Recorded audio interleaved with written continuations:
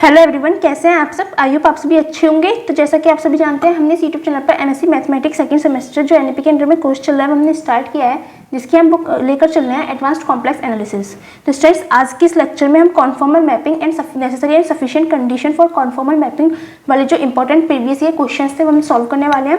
तो सबसे पहले कॉन्फॉर्मल मैपिंग की डेफिनेशन देख लेते हैं। क्या है?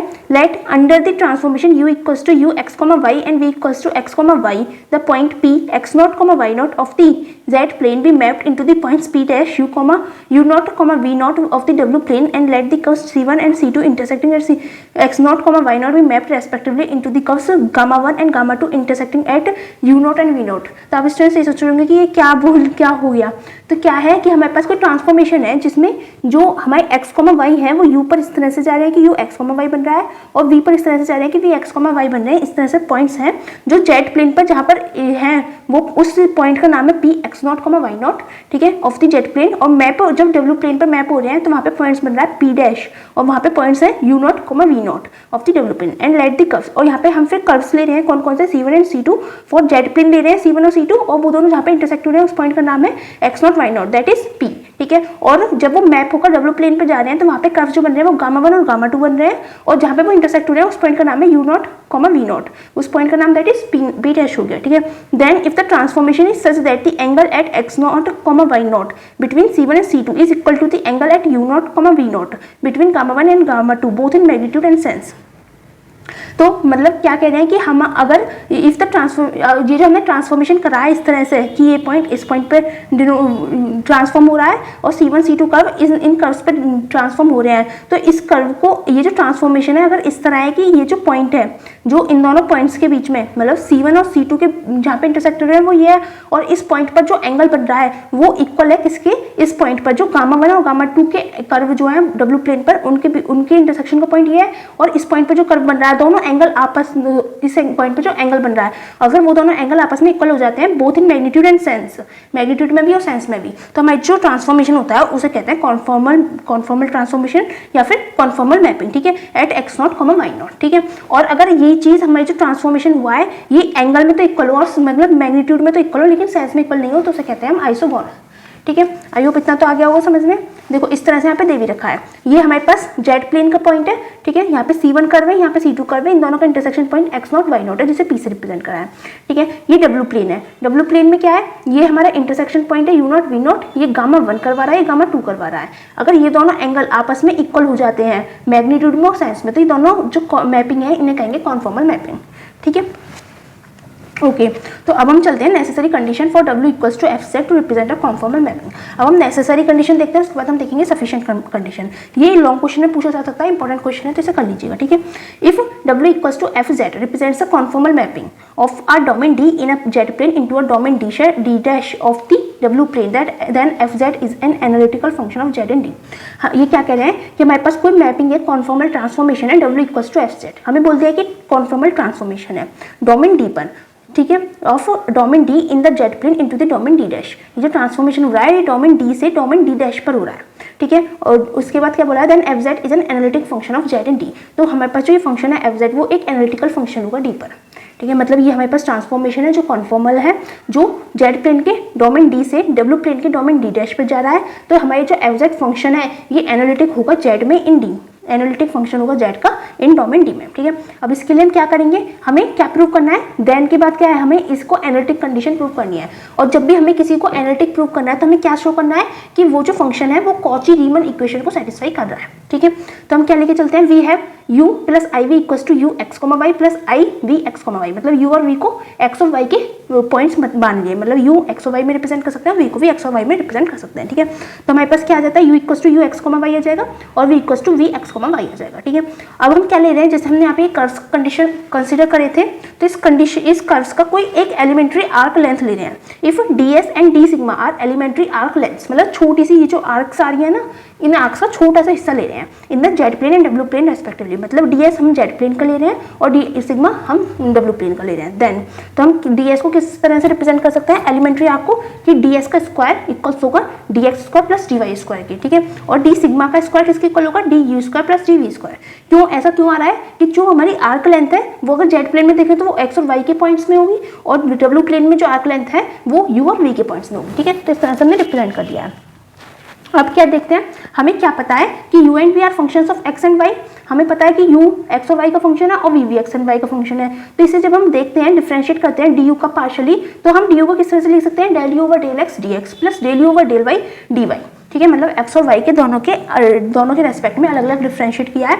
ऐसे v को dv over del v over del x into dx plus del v over del y dy, ठीक है। इस तरह से हम रिप्रेजेंट कर सकते हैं। अब ये जो हमारे पास du और dv की वैल्यूज आई हैं इनको उठा के हम d सिग्मा वाले में पुट कर देंगे, ठीक है, क्वेश्चन नंबर 2 में। तो हमारे पास क्या हो जाएगा, हेंस डी सिग्मा का स्क्वायर इक्वल्स टू जो D del you over del X वाला जो वो था ना डी का होल स्क्वायर, ये रहा डी का whole square D square plus D square में इनका स्क्वायर करके टर्म्स रख दिए, ठीक है। इसका स्क्वायर बन के आ गया प्लस इसका स्क्वायर बन के आ गया, ठीक है। अब जब हम इसका स्क्वायर खोलेंगे तो हमने क्या कंसिडर कर लिया, हम देखो किस तरह से खुलेगा, इसका square plus 2 into this plus इसका स्क्वायर प्लस 2 इंटू दिस। इस तरह से टर्म्स खुलेंगे। जैसे हम स्क्वायर ओपन करेंगे तो स्क्वायर ओपन करते ही हमारे पास जो टर्म्स आएंगे उसे हमने लिख दिया ई डी एक्स का square plus 2f dx dy plus g dy का स्क्वायर, जहाँ पे ई क्या है हमारे पास x वाली टर्म्स का स्क्वायर, ठीक है। जैसे del you over del x का whole square plus del we over del x का होल स्क्वायर, दोनों एक्स वाली टर्म्स को हमने ई के कंसिडर में रख लिया है होल स्क्वायर वाली, और जो वाई का जो होल स्क्वायर आएगा उसे हमने जी मान लिया है, ठीक है। बचे हुए जो टर्म्स हैं उनको हमने एफ मान लिया है, ठीक है। उसके बाद क्या करते हैं, but the mapping is conformal, hence D sigma ratio D S is independent of the direction so that from equation 1 and 3 on comparing the coefficient V M. अब हमें क्या दे रखा है, जो मैपिंग है ये कॉन्फॉर्मल है, इसका मतलब जो डी सिग्मा और डी एस का जो हम रेशियो निकालेंगे वो इंडिपेंडेंट होगा डायरेक्शन के। अब वो डायरेक्शन के इंडिपेंडेंट है तो हमारी ये जो इक्वेशन आई है, मतलब ये इक्वेशन नंबर 3 ये ई डी एक्स और जो हमारे पास ये वाली इक्वेशन है, इन दोनों को अगर हम आपस में कंपेयर करेंगे तो हमारे पास क्या आ जाएगा कि हम लिख सकते हैं, देखो यहाँ पे डी एक्स का स्क्वायर और डी वाई का स्क्वायर, उनके कोफिशिएंट कितने हैं 1 और 1 है, ठीक है। और यहाँ पे इनके कोफिशिएंट कितने हैं, एक्स वाले का कोफिशिएंट ई है, ठीक है, डी एक्स का कोफिशिएंट ई है, वाई का कोफिशिएंट जी है। तो ई के नीचे 1 आ गया, जी के नीचे 1 आ गया, एफ का उसमें कोई कोफिशिएंट नहीं आ रहा था, मतलब D X into D Y का कोई ऐसा कुछ नहीं था जिसका कोफिशिएंट हो, तो इसका कोफिशिएंट हमने 0 मान लिया, इक्वल्स टू एच स्क्वायर मान लिया से, ठीक है। हम यहाँ पे कुछ भी मान सकते हैं, जी स्क्वायर एच स्क्वायर कुछ भी ले सकते हैं, ठीक है। Where H depends on X and Y only and is not 0। जो एच और एच स्क्वायर है यहाँ पे एच जो है वो एक्स और वाई पे डिपेंड कर रहा है और 0 नहीं है, ठीक है। तो हमारे पास आइसोगोनल ट्रांसफॉर्मेशन की कंडीशन क्या होती है, आइसोगोनल कौन सा है, जिसका मैग्नीट्यूड इक्वल हो, साइंस में इक्वल हो ना हो कोई फर्क नहीं पड़ता, ठीक है। आइसोगोनल के लिए हमारे पास क्या कंडीशन है कि del you over del x का square plus del we over del x का स्क्वायर, मतलब ई जो है वो इक्वल हो जाएगा एच स्क्वायर के, जो इक्वल हो जाएगा जी स्क्वायर के, जी के, ठीक है। ई इक्वल होगा एच स्क्वायर के, देखो ई इक्वल होगा एच स्क्वायर के। अगर हम फर्स्ट और लास्ट वाला रेशियो देखें तो इक्वल टू एच स्क्वायर होगा और जी इक्वल टू एच स्क्वायर होगा, दोनों को हमने इस तरह से इक्वल पुट कर दिया। और ये जो बीच वाला है वो इक्वल टू 0 हो जाएगा, जैसे हम 0 की इधर मल्टीप्लाई करेंगे एफ इक्वल टू 0, मतलब ये वाली जो कंडीशन है इक्वल टू 0 आ गई, ठीक है। अब क्या देखें, the equation 4 are satisfied if we take, ये जो इक्वेशन 4 है ये सेटिस्फाई होगी कब, अगर हम del you over del X को एच कॉस अल्फा ले लें, ठीक है। Del you over del X को एच कॉस अल्फा ले लें और del we over del X को एच साइन अल्फा ले लें, और similarly del you over del Y को एच कॉस बीटा ले लें और del we over del Y को एच साइन बीटा ले लें, ठीक है। यहाँ पे हमने जो एक्स वाली टर्म है उसे अल्फा की फॉर्म में ले लिया है और वाई वाली टर्म्स को हमने बीटा की फॉर्म में ले लिया है, ठीक है। एक्स वाला कॉस के साथ है और मतलब यू वाला कॉस के साथ है, वी वाला साइन के साथ है, सिमिलरली यू कॉस के साथ है, वी साइन के साथ है, ठीक है। उसके बाद क्या कर रहे हैं, हमारे पास ये सारी हमने सेटिस्फाई मान ली कि ये इक्वेशन 4 को सेटिस्फाई करेंगे अगर वैल्यूज हम ये लेते हैं, तो इन सभी वैल्यूज को उठा के हम इक्वेशन नंबर 5 में पुट कर देते हैं। तो हमारे पास क्या कंडीशन बनेगी, हमारे पास ये कंडीशन बनेगी, ये किसका फॉर्मूला होता है, cos alpha into cos beta plus sine alpha into sine beta, ये होता है कॉस अल्फा माइनस बीटा का, ठीक है। और एच स्क्वायर ऑब्वियसली यहाँ पे डिवाइड में जाएगा तो 0 बन जाएगा, तो इक्वल टू 0 आ गया। अब ये जो कंडीशन सेटिस्फाई होती है, कॉस 0 कौन से में होता है, π/2 पर, मतलब 90 पर 0 होता है, तो alpha minus beta equal to plus minus π/2 हो जाएगा, ठीक है। अब हम एक एक करके कंडीशन लेके चलेंगे कि अल्फा माइनस बीटा एक बार प्लस का π/2 है और एक बार माइनस का π/2 है, ठीक है। Taking alpha minus beta equals to π/2 ले लिया है, ठीक है। तो हमारे पास क्या आ जाएगा, अल्फा इक्वल्स टू बीटा इधर माइनस में इधर प्लस में आ जाएगा, बीटा प्लस π/2, ठीक है। अब हमने जो यहाँ पे वैल्यूज लिए उन सब में ये वैल्यूज पुट कर देंगे, ठीक है। Del you over del X में एच कॉस अल्फा की जगह पे हम लिख देंगे बीटा प्लस π/2, ये π/2 प्लस बीटा, ठीक है। ये क्या बन जाएगा, कॉस का साइन हो जाएगा, देखो π/2 पर चेंज होता है, हमारे पास क्वाड्रेंट चेंज होता है, जिसके बाद सेकंड क्वाड्रेंट में पहुंचेगा, सेकंड क्वाड्रेंट में कॉस नेगेटिव होता है, तो माइनस का एच साइन बीटा। ये आपने ट्रिग्नोमेट्रिक का जो चैप्टर पढ़ा होगा 11th 12th में, उसमें आपने सीखा होगा, ठीक है। Del we over del X में हम पुट करेंगे तो एच साइन पाई/2 प्लस बीटा, तो साइन तो बन जाएगा कॉस में क्योंकि 90 पर है, और बीटा हमारे पास सेम रहेगा क्योंकि साइन सेकंड क्वाड्रेंट में पॉजिटिव रहता है, ठीक है। तो हमारे पास ये कंडीशन आ गई। देखो del you over del X को हमने बीटा की फॉर्म में लिख दिया, और del we over del X को भी हमने बीटा की फॉर्म में लिख दिया, और जो वाई वाली टर्म्स है वो ऑब्वियसली हमारे पास बीटा की फॉर्म में है। तो अब हम यहाँ पे हम अगर कॉची की रीमन इक्वेशन सेटिस्फाई करने की कोशिश करें तो ये उसके क्लोजर जा रही है, बट एक्जैक्टली इक्वल नहीं है। क्यों? क्योंकि कॉची की रीमन इक्वेशन क्या होती है, del you over del X equals to del we over del Y होती है, लेकिन यहाँ पे माइनस आ रहा है, और सेकंड वाली इक्वेशन में होता है माइनस। तो हम क्या करते हैं, देखो this equation reduce to Cauchy Riemann equation, Cauchy Riemann equation के जैसी बन रही है, रेड्यूस हो रही है। If we take minus v for v, अब देखो यहाँ पे माइनस वाली कंडीशन सेटिस्फाई नहीं हो रही, तो ये क्या कर रहे हैं कि अगर हम v की जगह पर माइनस वी ले लें, अगर माइनस वी ले लेंगे तो यहाँ पे प्लस हो जाएगा, यहाँ पे माइनस हो जाएगा, ठीक है। If we take the image figure obtained by reflection in the real axis of the W plane, thus the equation 6 correspond to isogonal but not a conformal transformation. अगर हम ऐसा ले लेंगे तो ये जो इमेज ऑब्टेन होगी ये एक रिफ्लेक्शन होगी, एग्जैक्ट नहीं होगी, तो हम उसे आइसोगोनल ट्रांसफॉर्मेशन बोलेंगे, कॉन्फॉर्मल ट्रांसफॉर्मेशन नहीं बोलेंगे। लेकिन हमें जो मैपिंग दे रखी है वो कॉन्फॉर्मल मैपिंग दे रखी है, इसका मतलब हमने जो alpha minus beta equals to पाई/2 लिया था, ये वाली कंडीशन हमारी सेटिस्फाइड नहीं हो रही थी, तो हम इस वाली पॉसिबिलिटी को रिजेक्ट करते हैं। नेक्स्ट वाली पॉसिबिलिटी पे चलते हैं, जिसमें हम लेंगे alpha minus beta equals to minus का पाई/2, ठीक है। अब हमने लिया यहाँ पे बीटा माइनस का था, इधर जगह प्लस का हो जाएगा, बीटा माइनस पाई/2 वी है, ठीक है। अल्फा हो गया हमारे पास ये। अब सेम वही करेंगे, अल्फा की वैल्यू इनमें पुट करेंगे, ठीक है, del you over del X में और del you over del X में। जब हम ये सारी वैल्यूज पुट करेंगे, देखो यहाँ पे इन्होंने शॉर्ट में लिख दिया है, जब जैसे हम सारी वैल्यूज पुट करेंगे तो हमारे पास ये सारी कंडीशन बिल्कुल ऐसी बनेगी कि कॉची की रीमन इक्वेशन सेटिस्फाई हो रही होगी। The equation 7 are Cauchy Riemann equation showing that f Z is an analytical function of z. अब देखो ये कॉची की रीमन इक्वेशन सेटिस्फाई हो गई, इसका मतलब क्या है कि एफ जेड जो है वो एनालिटिकल फंक्शन है जेड का। Hence it is shown that if the transformation W equals to F Z is conformal then F Z must be an analytical function. तो इसलिए हमने दिखा दिया कि अगर ये जो ट्रांसफॉर्मेशन कॉन्फॉर्मल है तो एफ जेड 101% एनालिटिकल फंक्शन होगा, ठीक है। नेसेसरी कंडीशन हमारी कंप्लीट हो गई है। अब इसके बाद हमारी स्टार्ट होगी sufficient condition for W equals to F Z to represent a conformal mapping, ठीक है। अब हमारे पास सफिशिएंट कंडीशन, अब आपके पास ये लॉन्ग क्वेश्चन पता है किस तरह से बन के आएगा, आपसे पूछा जाएगा state and prove necessary and sufficient condition for W equals to F Z to represent a conformal mapping, ठीक है। इस तरह से क्वेश्चन बन के आएगा, 15 मार्क्स का क्वेश्चन बन के आएगा। देखो कितना सारा करना होगा, यहाँ से लेकर स्टार्ट होगा, ये पूरा करना है, ये चलेगा, यहाँ से चलना है, ये पूरा, ठीक है। अगर उसमें दोनों चीज़ पूछी है, नेसेसरी भी और सफिशिएंट भी है, तो ये भी अभी स्टार्ट होगा, यहाँ से चलेगा, और ये भी नेक्स्ट पेज पर ही है, नेक्स्ट पेज पर ये वाला छोटा सा है, ये बस यहाँ तक है, ठीक है। तो इतना करना होगा, लेकिन बहुत ईजी है, अगर आपके समझ में आ गया है तो आप इसे स्किप मत करिएगा, ठीक है, तो क्वेश्चन आ जाता है, बहुत सिंपल है, ठीक है।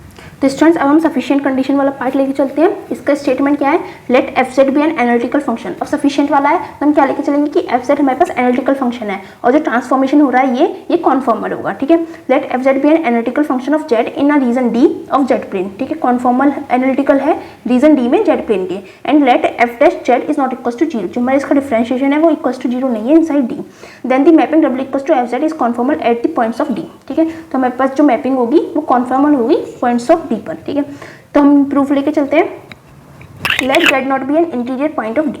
तो हमारा जेड नॉट, देखो ये हमारे पास जेड प्लेन है, ठीक है। जेड नॉट जेड प्लेन का कोई इंटीरियर पॉइंट है जो जेड प्लेन के अंदर लाई कर रहा है, ठीक है। And let C1 and C2 be two continuous curves passing through Z not, और C1 देखो C1 एंड C2 कोई भी दो कंटिन्यूस कर्व हैं जो जेड नॉट से पास हो रहे हैं, ठीक है। Late the curves have definite tangents at z not making an angle alpha 1 and alpha 2 respectively with the real axis. तो हमारे पास ये जो कर्व्स है जेड नॉट से पास होने वाली एक दो टेंजेंट है, C1 से Z1 कर्व, C1 से एक टेंजेंट पास हो रही है और C2 से एक टेंजेंट पास हो रही है, ठीक है। और जो C1 से पास हो रही है टेंजेंट, उसका जो एंगल है वो अल्फा 1 है, और जो C2 से टेंजेंट पास हो रही है उसका एंगल अल्फा 2 है, ठीक है। If we take the point Z1 and Z2 on the curve C1 and C2, हम अब C1 और C2 दो कर्व पर दो पॉइंट ले लेते हैं Z1 और Z2, ठीक है। At the same distance R from the point Z0, और ये जो Z1 और Z2 जो पॉइंट लिए हैं वो Z0 से सेम डिस्टेंस है, मतलब जितना डिस्टेंस यहाँ से यहाँ तक है उतना ही यहाँ से यहाँ तक है, ठीक है। Where R is small then we can write, और जहाँ पे जो हमारा आर है मतलब ये वाला जो डिस्टेंस है वो बहुत ज़्यादा स्मॉल है, तो हम क्या लिख सकते हैं कि Z1 minus Z0 equals to R e to the power I theta 1, ठीक है। अब ऐसा हमने क्यों लिखा है, देखो Z1 माइनस जेड नॉट, हमारे पास कितना होगा r, और r कितना है हमारे पास बहुत छोटा है, तो उसके लिए हमने e to the power i theta 1 लगा दिया है।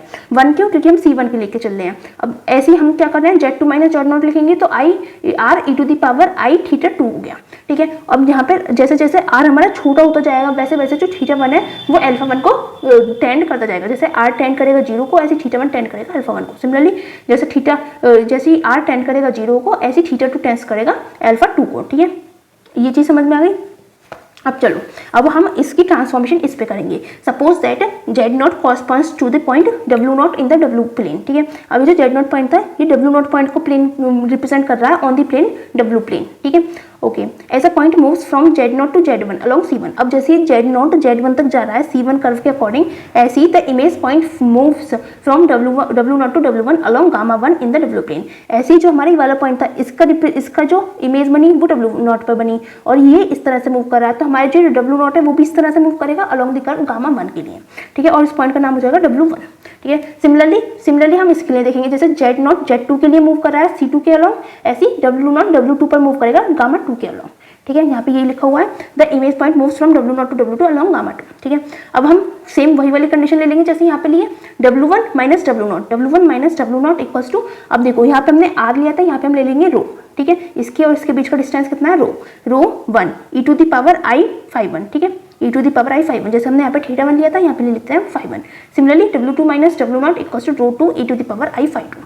ठीक है, अब देखो हमारा जो एफ जेड है वो एनालिटिकल है, तो हम क्या कह सकते हैं कि वो डिफरेंशिएबल नहीं होगा। देखिए यहाँ पे कंडीशन में भी लिखा है f dash Z is not equals to 0 inside D, तो हम क्या करते हैं इसका डिफरेंशिएशन निकालते हैं। डिफरेंशिएशन निकालेंगे तो क्या होगा, f dash z naught equals to limit z one z naught पर टेंड करेगी f z one minus f z naught upon z one minus z naught. हमने जो डिफरेंशिएशन निकाला है ये हमने लिमिट वाले टाइप से निकाला है। ठीक है, तो limit z one tends to z not, और एफ जेड वन क्या है, function of z one map होकर किस पे जा रहा है डब्ल्यू वन पर, और जेड नॉट मैप होकर किस पे जा रहा है डब्ल्यू टू पर, डब्ल्यू नॉट पर। ठीक है, ऐसे Z one minus z not हमारे पास एज इट इज लिखा हुआ है। ठीक है, अब क्या दे रखा है कि f dash z naught is not equals to 0 है, तो हम क्या लिख सकते हैं कि f dash z naught equals to, हमने एफ डैश जेड नॉट को मान लिया, जब वो इक्वल्स टू 0 नहीं है तो हम जितने भी जो फंक्शन उन्हें इस पावर इस तरीके से मान रहे हैं e to the power something, तो हम इसे मान लेते हैं कि r naught e to the power i theta naught के इक्वल है। ठीक है, और अगर हम इसका आर्गेंट निकालें, आर्गेंट क्या होता है, जो एंगल होता है, एंगल कितना है थीटा नॉट। ठीक है, और इसका मॉडुलस निकालें तो हमारे पास सिंपल ये रेडियस आ जाएगी आर नॉट। ठीक है, जितना भी हमारा डिस्टेंस है। ठीक है, अब इतना हो गया, नेक्स्ट पेज पे चलते हैं। नेक्स्ट पेज पे जाने से पहले देखो अब हम नेक्स्ट पेज पे क्या करेंगे, हमारे पास f dash z naught equals to ये आया है, तो इसमें हम अपनी वैल्यूज पुट कर देंगे डब्ल्यू वन माइनस डब्ल्यू नॉट हमारे पास ये है, और Z one minus z not हमारे पास ये है, तो इनकी हम वैल्यूज पुट करेंगे तो हमारे पास क्या हो जाएगा, देखो limit rho one e to the power i phi 1 upon r e to the power i theta 1। ठीक है, ये 1 है equals to r naught e to the power i theta naught. देखो हमने इसे इक्वल्स यही माना है, देखो ये एफ डैश जेड नॉट के इक्वल था ये वाली टर्म जिसकी हमने वैल्यूज पुट कर दी, और ये हमने किसके इक्वल माना है, r naught e to the power i theta naught के, तो हमने यही वैल्यूज इधर पुट कर दिया। ठीक है, अब इधर पुट कर दी, रो वन और अपॉन आर को अलग ले लिया, अब ये देखो ई है तो पावर माइनस हो जाएगी e to the power i phi 1 minus theta 1। ठीक है, equals to r naught e to the power i theta naught हो गया। ठीक है, अब हम अगर कंपेयर करें तो हमारे पास क्या जाएगा, limit rho one upon r equals to r naught हो जाएगा, और जो किसके इक्वल है, वो इक्वल है हमारे जो एफ डैश जेड नॉट है उसका मॉड निकाला उसके इक्वल आ रहा था। ठीक है, सिमिलरली हम क्या कर सकते हैं, लिमिट निकालें इसकी, ये जो हमारे पास एंगल थे, अब एंगल को आपस में इक्वल पुट कर सकते हैं, phi 1 minus theta 1 equals to theta naught आ जाएगा, लिमिट दिस। ठीक है, अब लिमिट को अलग अलग डिस्ट्रीब्यूट करेंगे तो limit phi 1 minus limit theta 1 हो जाएगी इक्वल्स टू थीटा नॉट, इधर माइनस में थीटा 1 तो इधर जाके प्लस हो जाएगा, तो limit phi 1 equals to limit theta 1, देखो यहाँ पे माइनस थी इधर जाके प्लस हो जाएगी थीटा 1 प्लस थीटा नॉट। ठीक है, अब देखो ये जो लिमिट थीटा 1 थी ये हमारे पास किसके इक्वल है, अल्फा 1 के। देखो जैसे ही हमने थीटा 1 पर लिमिट लगाई, हमने देखो थीटा 1 पर लिमिट लगाई, जैसे आर 0 को टेंड करेगा तो थीटा 1 हमारे पास अल्फा 1 को बिलोंग करेगा, ऐसे ही हमने यहाँ पे कर दिया, यहाँ पे हमारे पास ऑलरेडी लिमिट लगी हुई है, तो लिमिट थीटा 1 हमारे पास अल्फा 1 प्लस थीटा नॉट बन गई। ठीक है, hence the curve gamma 1 has a definite tangent at डब्ल्यू naught making an angle alpha 1 plus theta naught. तो हमारे पास जो कर्व गामा 1 है, मतलब डब्ल्यू प्लेन का जो फर्स्ट वाला कर्व है, उसकी जो टेंजेंट है डब्ल्यू पर वो कितना एंगल बना रही है, इतना एंगल बना रही है। ठीक है, विद द रियल एक्सिस के according. Similarly it can be shown that gamma 2 जो टेंजेंट होगी वो हमारा कितना एंगल बनाएगी, अल्फा 2 प्लस थीटा 2। ठीक है, जैसे first alpha 1 plus theta not बना रही थी, ऐसे सेकंड अल्फा 2 प्लस थीटा 2 बना देगी with the real axis. Consequently the angle between the two curves is तो दोनों जो कर्व हुए गामा 1 और गामा 2 उनके बीच में एंगल क्या होगा, इन दोनों एंगल्स को माइनस कर दे, alpha 2 plus theta naught minus alpha 1 plus theta naught, ठीक है, इनको माइनस करा, अल्फा 2 माइनस अल्फा 1 आ गया, और यही हमारा एंगल था जेड प्लेन के एंगल के डिफरेंस, ठीक है, यही तो डिफरेंस था हमारा कि इतना हमारे पास अल्फा 1 था और इतना हमारे पास अल्फा 2 था, यही हमारे पास दोनों डिफरेंस आ रहे थे, which is same as the angle between C1 and C2 at z naught, वो सेम है जेड प्लेन वालों के। Also the angle between gamma 1 and gamma 2 has the same sense as the angle between C1 and C2, और जो दोनों angle के बीच, दोनों curves के बीच में जो एंगल है उनका सेम सेंस बैठ रहा है जैसे जेड प्लेन के दोनों कर्व्स के बीच में था। So the mapping W=FZ is conformal, तो हमारी जो मैपिंग है वो हमारी कॉन्फॉर्मल मैपिंग हो जाती है। इस तरह से हमारी ये जो सफिशिएंट कंडीशन है ये भी कंप्लीट होती है to represent a conformal mapping. तो ये क्वेश्चन हमारा बहुत इंपॉर्टेंट क्वेश्चन था और ये हमारा कंप्लीट होता है कॉन्फॉर्मल मैपिंग का। अगर आपको कोई भी डाउट रहता है तो आप हमें से कमेंट सेक्शन में बता सकते हैं, और हमारी वीडियोस अच्छी लग रही है तो प्लीज़ हमारी वीडियोस को लाइक कीजिए, अपने फ्रेंड्स के साथ शेयर कीजिए एंड हमारे चैनल को सब्सक्राइब कीजिए। Thanks for watching.